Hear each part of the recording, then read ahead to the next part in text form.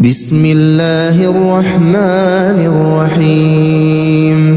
تبارك الذي بيده الملك وهو على كل شيء قدير، الذي خلق الموت والحياة ليبلوكم أيكم أحسن عملا وهو العزيز الغفور، الذي خلق 7 سماوات طباقا ما ترى في خلق الرحمن من تفاوت، فارجع البصر هل ترى من فطور، ثم ارجع البصر كرتين ينقلب إليك البصر خاسئا وهو حسير، ولقد زينا السماء الدنيا بمصابيح وجعلناها رجوما للشياطين وأعتدنا لهم عذاب السعير، وللذين كفروا بربهم عذاب جهنم وبئس المصير. إذا ألقوا فيها سمعوا لها شهيقا وهي تفور، تكاد تميز من الغيظ كلما ألقي فيها فوج سألهم خزنتها ألم يأتكم نذير، قالوا بلى قد جاءنا نذير فكذبنا وقلنا ما نزل الله من شيء إن أنتم إلا في ضلال كبير، وقالوا لو كنا نسمع أو نعقل ما كنا في أصحاب السعير، فاعترفوا بذنبهم فسحقا لأصحاب السعير. إن الذين يخشون ربهم بالغيب لهم مغفرة وأجر كبير، وأسروا قولكم أو اجهروا به إنه عليم بذات الصدور، ألا يعلم من خلق وهو اللطيف الخبير. هو الذي جعل لكم الأرض ذلولا فامشوا في مناكبها وكلوا من رزقه وإليه النشور.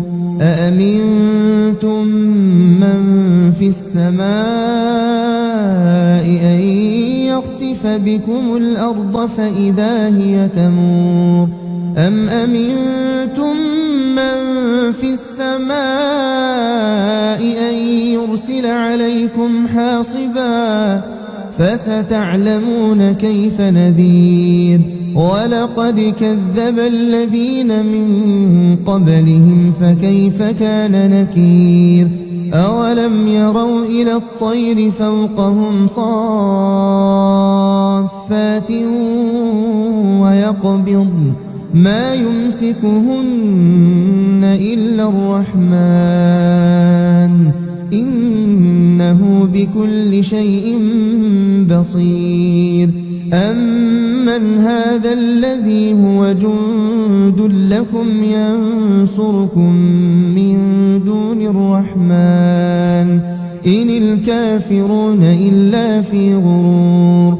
أمن هذا الذي يرزقكم إن أمسك رزقه بل لجوا في عتو ونفور. أفمن يمشي مكبا على وجهه أهدى أمن